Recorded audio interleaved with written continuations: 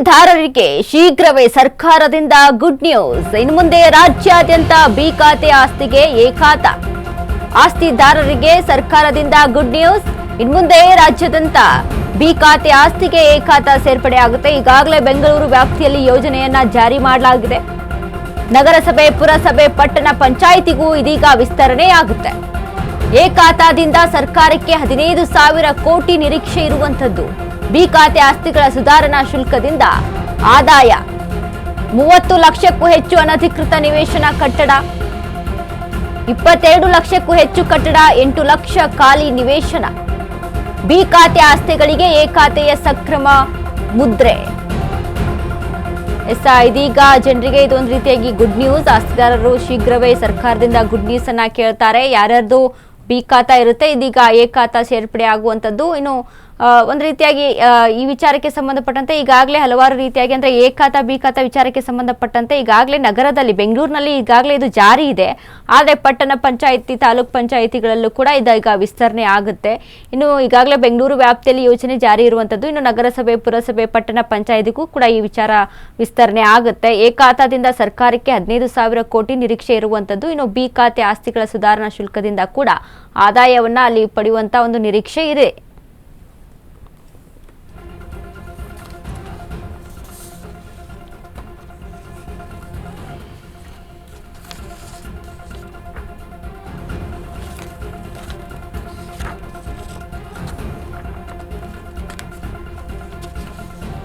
ಹೇಗಿರಲಿದೆ ಪ್ರಕ್ರಿಯೆ ಅಂತ ನೋಡೋದಾದ್ರೆ, ಪ್ರಸ್ತಾಪಕ್ಕೆ ಸಂಪುಟ ವಿಚಾರಕ್ಕೆ ಸಂಬಂಧಪಟ್ಟಂತೆ ಈ ಆಸ್ತಿ ತಂತ್ರಾಂಶದಲ್ಲಿ ಆಸ್ತಿ ದಾಖಲಿಸಿ ತಾತ್ಕಾಲಿಕವಾಗಿ ಅದನ್ನ ನೀಡಲಾಗುತ್ತೆ. ಇನ್ನು ಸಣ್ಣ ನಿವೇಶನದಾರರಿಗೆ ಹೊರೆಯಾಗದಂತೆ ಶುಲ್ಕ ನಿಗದಿಯನ್ನ ಮಾಡಲಾಗುತ್ತೆ. ದೊಡ್ಡ ವಾಣಿಜ್ಯ ಸಂಕೀರ್ಣಗಳಿಗೆ ದರದ ಆಧಾರದ ಮೇಲೆ ಶುಲ್ಕವನ್ನ ನಿಗದಿ ಮಾಡಲಾಗುತ್ತೆ.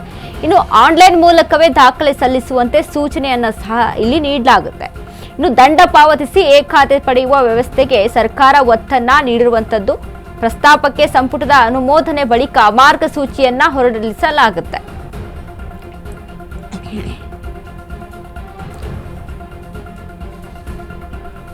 ಇನ್ನು ಈಗಾಗಲೇ ಈ ವಿಚಾರಕ್ಕೆ ಸಂಬಂಧಪಟ್ಟಂತೆ ನಗರದಲ್ಲಿ ಹಲವಾರು ರೀತಿಯಾದಂತಹ ಕಷ್ಟಗಳನ್ನ ಅಲ್ಲಿ ನಿವಾಸಿಗಳು ಅನುಭವಿಸ್ತಾ ಇದ್ರು. ಅಂದ್ರೆ ಈ ಖಾತೆ ವಿಚಾರಕ್ಕೆ ಸಂಬಂಧಪಟ್ಟಂತೆ ಇದನ್ನ ಆನ್ಲೈನ್ ಮುಖಾಂತರ ತೆಗೆದುಕೊಳ್ಳೋದಾಗಿರ್ಬೋದು ಅಥವಾ ನಾವು ಮ್ಯಾನುವಲ್ ಆಗಿ ಹೋಗಿ ತೆಗೆದುಕೊಳ್ಳೋದಾಗಿರ್ಬೋದು, ಇದಕ್ಕೆ ತುಂಬಾ ಒಂದು ತೊಂದರೆ ಆಗ್ತಾ ಇತ್ತು. ಇನ್ನು ಬಿ ಖಾತೆ ಸಕ್ರಮದಿಂದ ಆಗುವ ಲಾಭ ಏನು ಅಂತ ನೋಡೋದಾದ್ರೆ, ನಾವು ಒಂದು ರೀತಿಯಾಗಿ ಎ ಖಾತೆ ಮಾಡೋದ್ರಿಂದ ನಿರ್ಮಾಣ ಕ್ಷೇತ್ರದಲ್ಲಿ ಹೂಡಿಕೆ ಹೆಚ್ಚಾಗುತ್ತೆ.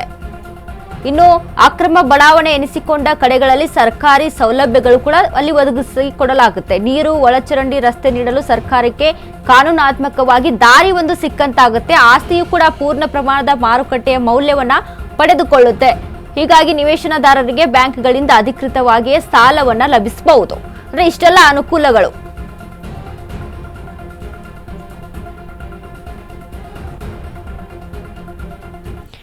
ಈ ಬಗ್ಗೆ ಹೆಚ್ಚಿನ ಮಾಹಿತಿಯನ್ನ ಕೊಡ್ತಾರೆ ನಮ್ಮ ಪ್ರತಿನಿಧಿ ಲಕ್ಷ್ಮಿ. ಲಕ್ಷ್ಮಿ, ಈಗಾಗಲೇ ಏನು ಬಿ ಖಾತಾದಿಂದ ಎ ಖಾತಾಕ್ಕೆ ಸೇರಿಸಬೇಕು ಅನ್ನುವಂತ ಈ ನಿರ್ಧಾರ ಏನಿದೆ, ಈಗಾಗಲೇ ನಗರಸಭೆಗಳಲ್ಲಿ ಇದಿದ್ರೆ, ಆದ್ರೆ ಪಟ್ಟಣ ಪಂಚಾಯಿತಿ ಮತ್ತು ನಗರಸಭೆಗಳಲ್ಲಿ ಈಗಾಗಲೇ ಇದು ಜಾರಿಗೆ ತರಬೇಕನ್ನುವಂಥದ್ದು, ಈ ಬಗ್ಗೆ ಎಲ್ಲ ಏನೆಲ್ಲ ಮಾಹಿತಿ ಇದೆ ಲಕ್ಷ್ಮಿ?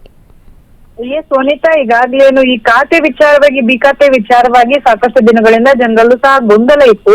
ಈ ಎಲ್ಲದಕ್ಕೂ ಸರ್ಕಾರ ಈಗ ಒಂದು ಗುಡ್ ನ್ಯೂಸ್ ನೀಡುವುದರ ಮುಖಾಂತರವಾಗಿ ಒಂದು ಬ್ರೇಕ್ ಅನ್ನ ನೀಡಿರುವಂತದ್ದು. ಈಗಾಗಲೇನು ಬೆಂಗಳೂರು ವ್ಯಾಪ್ತಿಯ ಯೋಜನೆಗಳನ್ನ ಈಗಾಗಲೇ ಜಾರಿ ಮಾಡಿರುವಂತದ್ದು. ಈಗ ನಗರಸಭೆ, ಪುರಸಭೆ, ಪಟ್ಟಣ ಪಂಚಾಯಿತಿಗೂ ಸಹ ಸಂಪೂರ್ಣವಾಗಿ ವಿಸ್ತರಣೆಯನ್ನಗೊಂಡಿರುವಂತದ್ದು. ಇದು ಎ ಖಾತೆದಿಂದ ಸರ್ಕಾರಕ್ಕೆ 15,000 ಕೋಟಿ ನಿರೀಕ್ಷೆ ಇತ್ತು. ಬಿ ಖಾತೆಯಿಂದ ಆಸ್ತಿಗಳ ಸುಧಾರಣೆ ಶುಲ್ಕದಿಂದ ಸ್ವಲ್ಪ ಅಂದ್ರೆ ಇಂತಿಷ್ಟು ಅಂತ ಹೇಳಿ ಒಂದು ರೀತಿಯಲ್ಲಿ ಆದಾಯದ ನಿರೀಕ್ಷೆ ಇತ್ತು. ಈಗ ಎಲ್ಲದಕ್ಕೂ ಸಹ ಒಂದ್ ರೀತಿಯಲ್ಲಿ ಜನರಿಗೆ ಒಂದ್ ರೀತಿಯಲ್ಲಿ ಅರ್ಥವಾಗುವ ರೀತಿಯಲ್ಲಿ, ಅಂದ್ರೆ ಆನ್ಲೈನ್ ಮುಖಾಂತರವಾಗೂ ಸಹ ಬಿ ಖಾತೆಯನ್ನ ಅವರು ಪಡೆದುಕೊಳ್ಬಹುದು ಅಂತ, ಅದಕ್ಕೆ ಅಂತ ಹೇಳಿ ಒಂದಷ್ಟು ಪ್ರಕ್ರಿಯೆಯನ್ನ ಮಾಡಿದ್ದಾರೆ, ಒಂದಷ್ಟು ರೂಲ್ಸ್ ಅನ್ನ ಮಾಡಿದ್ದಾರೆ. ಅವ್ರ ಎಲ್ಲಾ ಗೊಂದಲಕ್ಕೂ ಸಹ ಈಗ ಸದ್ಯಕ್ಕೆ ಬ್ರೇಕ್ ಬಿದ್ದಿರುವಂತಹದ್ದು. ಅದಕ್ಕೆ ಅಂತ ಹೇಳಿ ಏನೆಲ್ಲ ರೂಲ್ಸ್ ಗಳನ್ನ ಮಾಡಿದ್ದಾರೆ, ಆ ರೂಲ್ಸ್ ಗಳನ್ನ ಫಾಲೋ ಮಾಡೋದ್ರ ಮುಖಾಂತರವಾಗಿ ಆನ್ಲೈನ್ ಮೂಲಕವೇ ದಾಖಲೆಯನ್ನ ಸಲ್ಲಿಸಿ ದಂಡ ಇಂತಿಷ್ಟು ದಂಡ ಅಂತಿದೆ, ಆ ದಂಡವನ್ನ ಪಾವತಿಸಿ ಎ ಖಾತೆಯನ್ನ ಪಡೆಯುವುದಕ್ಕೆ ಈಗಾಗಲೇ ವ್ಯವಸ್ಥೆಯನ್ನ ಸರ್ಕಾರ ಮಾಡಿಕೊಟ್ಟಿರುವಂತದ್ದು. ಧನ್ಯವಾದಗಳು ಲಕ್ಷ್ಮಿ, ನಿಮ್ಮೆಲ್ಲ ಮಾಹಿತಿಗೆ.